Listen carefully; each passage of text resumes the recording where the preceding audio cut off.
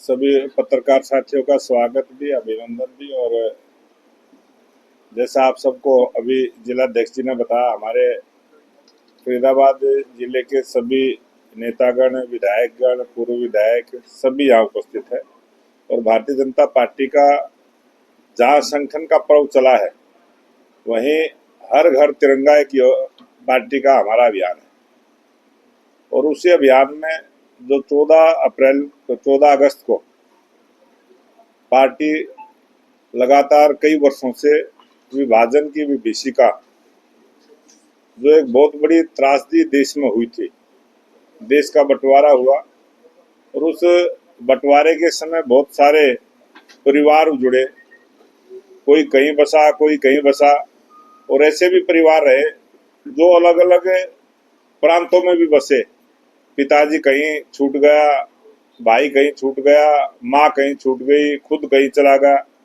इस प्रकार की एक बहुत बड़ी त्रासदी उस समय हुई थी और भारत के इतिहास की मैं उसको सबसे बड़ी त्रासदी मानता हूँ। और देश के लोकप्रिय प्रधानमंत्री नरेंद्र मोदी जी ने जिस प्रकार से लाल किले से आह्वान किया था कि 14 अप्रैल को उन सब की याद में हम कोई ना कोई प्रोग्राम करेंगे, उसके लिए हमने 14 अगस्त को हम प्रोग्राम करेंगे। और उसी के निमित्त पार्टी ने 3 प्रोग्राम की योजना रचना की है।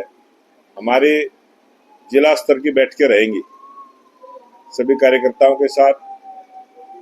और उसके बाद जिन परिवारों ने उस त्रासदी को झेला है, उनके साथ एक संगोष्ठी का हमारा कार्यक्रम रहेगा। और जो उस समय उस त्रासदी में पाकिस्तान से यहाँ आए, उनको भी हम सम्मानित करने का काम करेंगे। और एक प्रदर्शनी भी उस विषय को लेकर हम लगाने वाले। और तिरंगा यात्राएं भारतीय जनता पार्टी की जिस प्रकार से होती है, हरियाणा प्रदेश में 377 मंडल है, सभी मंडल स्तर पर हमारी तिरंगा यात्राएं रहेंगी। और जब हमारी तिरंगा यात्राएं रहेंगी तो उसी दिन हम उन सब शहीदों की प्रतिमाओं को भी स्वच्छता अभियान चलाएंगे, पुष्पांजलि अर्पित करेंगे।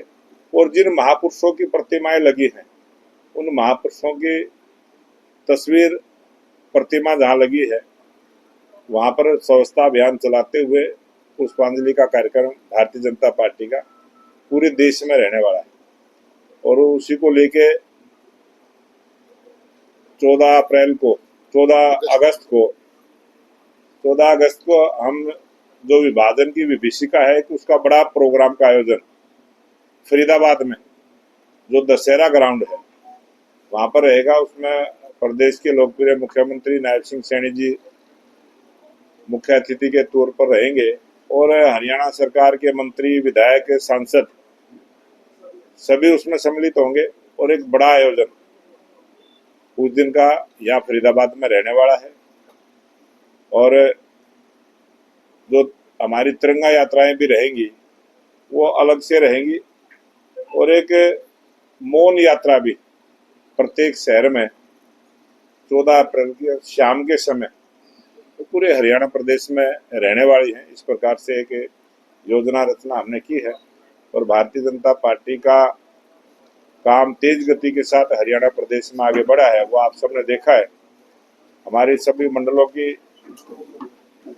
कार्यकारिणियों का गठन हुआ है और सभी जिले की कार्यकारिणी का गठन हुआ है। और आगे की कार्रवाई भी हमारी निरंतर चलेगी। इसी विषय को लेकर आज एक बैठक का आयोजन यहाँ पर हुआ है और उस बैठक से पहले आप सबके साथ मिलने का कार्यक्रम है। और उसी के निमित्त पार्टी ने 3 प्रोग्राम की योजना रचना की है। हमारी जिला स्तर की बैठकें रहेंगी सभी कार्यकर्ताओं के साथ। और उसके बाद जिन परिवारों ने उस त्रासदी को झेला है, उनके साथ एक संगोष्ठी का हमारा कार्यक्रम रहेगा। और जो उस समय उस त्रासदी में पाकिस्तान से यहाँ आए, उनको भी हम सम्मानित करने का काम करेंगे। और एक प्रदर्शनी भी उस विषय को लेकर हम लगाने वाले हैं। और तिरंगा यात्राएं भारतीय जनता पार्टी की जिस प्रकार से होती है, हरियाणा प्रदेश में 377 मंडल है, सभी मंडल स्तर पर हमारी तिरंगा यात्राएं रहेंगी। और जब हमारी तिरंगा यात्राएं रहेंगी तो उसी दिन हम उन सब शहीदों की प्रतिमाओं को भी स्वच्छता अभियान चलाएंगे, पुष्पांजलि अर्पित करेंगे।